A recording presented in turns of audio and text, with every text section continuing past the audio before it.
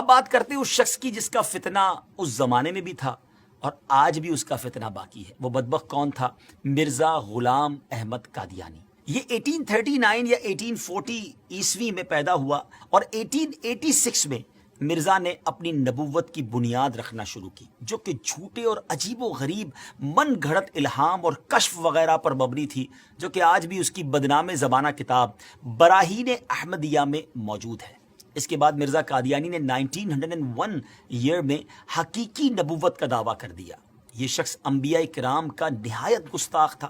حضرت عیسیٰ علیہ الصلوۃ والسلام کے بارے میں لکھتا ہے کہ آپ علیہ الصلوۃ والسلام کے بہت سے معجزے مشہور ہیں، لیکن حق بات یہ ہے کہ آپ سے کوئی معجزہ ظاہر نہیں ہوا، معاذ اللہ. دعوی نبوت کے بعد مرزا کی رگ شیطانی مزید بھڑکی تو اس نے خدائی کا دعویٰ کر ڈالا. لکھتا ہے کہ میں نے نیند میں اپنے آپ کو ہو بہو اللہ دیکھا اور میں وہ اللہ ہوں. پھر میں نے آسمان و زمین بنائے اور کہا ہم نے آسمان کو ستاروں کے ساتھ سجایا ہے.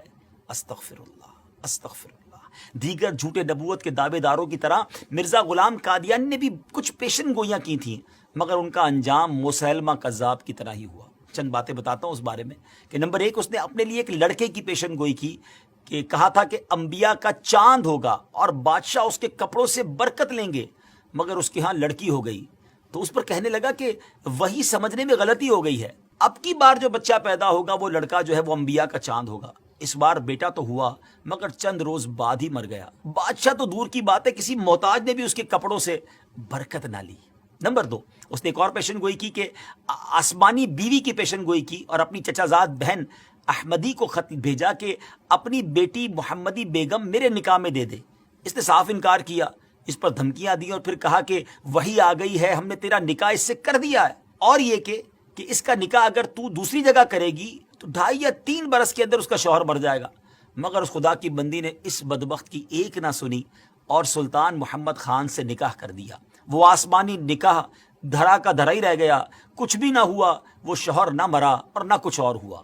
اللہ اکبر. ناظرین، جھوٹوں کا یہی انجام ہوتا ہے. بہرحال مرزا غلام احمد قادیانی نے قانون کا امتحان دیا، لاء کا امتحان دیا، ٹیسٹ دیا، مگر فیل ہونے پر تعلیم سے اس کا دل اچاٹ ہو گیا.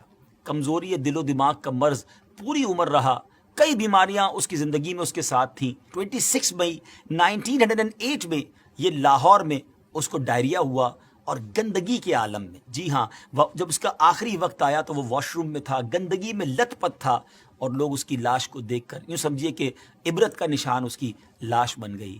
ناظرین، یہ ہے جھوٹے نبی کا انجام. ہم سب کو یقیناً یہ یقین ہے، ہمارا ایمان ہے کہ ہمارے آقا علیہ الصلوۃ والسلام ہی آخری نبی ہیں، اور خود نبی پاک علیہ الصلوۃ والسلام نے جو فرما دیا لا نبی بعدی، میرے بعد کسی نبی نے نہیں آنا، اور یہی ہمارا ایمان، یہی ہمارا بلیف ہے. لیکن ایک بات یاد رکھنی ہے کہ اس طرح کے دعوے کرنے والے، اس طرح کی جرت کرنے والے، اس طرح کا کلیم کرنے والے لوگ اور بھی آئیں گے، کیونکہ علماء کرام نے نبی پاک علیہ الصلوۃ والسلام کی احادیث سے جو ایکسٹریکٹ کیا ہے، جو شرح بیان کی ہے، وہ یہی ہے کہ قیامت سے پہلے اور بھی نبوت کے دعوے دار آئیں گے. ہو سکتا ہے اس دور میں، ہو سکتا ہے کچھ دنوں کے بعد یا کچھ سالوں کے بعد، لیکن مسلمانوں کا شروع سے یہ عقیدہ رہا کہ ان جھوٹے دعوے داروں کی طرف کوئی توجہ نہیں کرنی. ہم سب کا عقیدہ، ہمارا بلیف اتنا مضبوط ہونا چاہیے، اور ہے الحمدللہ کہ ہمارے آقا علیہ الصلوۃ والسلام ہی آخری نبی ہیں. کیا خوبصورت قرآن پاک کی سورہ احزاب کی آیت نمبر 40 ہے نا. اللہ تعالیٰ قرآن مجید میں کیا ارشاد فرماتا ہے؟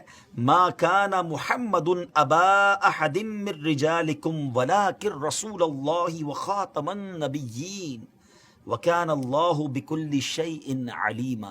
سبحان اللہ، کتنا خوبصورت اس کا ترجمہ ہے. محمد تمہارے مردوں میں کسی کے باپ نہیں ہیں، لیکن اللہ کے رسول ہیں اور سب نبیوں کے آخر میں تشریف لانے والے ہیں، اور اللہ سب کچھ جاننے والا ہے. تو الحمدللہ یہ چمکتا دمکتا عقیدہ مسلمانوں کا صبح قیامت تک انشاءاللہ جاری و ساری رہے گا کہ اللہ کے آخری نبی جناب محمد الرسول اللہ صلی اللہ تعالیٰ علیہ وسلم ہیں، اور یہی ہمارا ایمان ہے. بہرحال ان جھوٹے نبوت کے دعوے داروں کے بارے میں ہم نے جانا، اور علماء احادیث کی شرح کرتے ہوئے لکھتے ہیں کہ یہ نشانی ابھی اور چلنی ہے، یعنی اور لوگ بھی قیامت سے پہلے اس طرح کے دعوے کرتے رہیں گے اور مسلمان ان سے نپٹتے رہیں گے. بہرحال اللہ کریم ہم سب کو سچے ایمان والا، صحیح عقیدے والا مسلمان بنائے.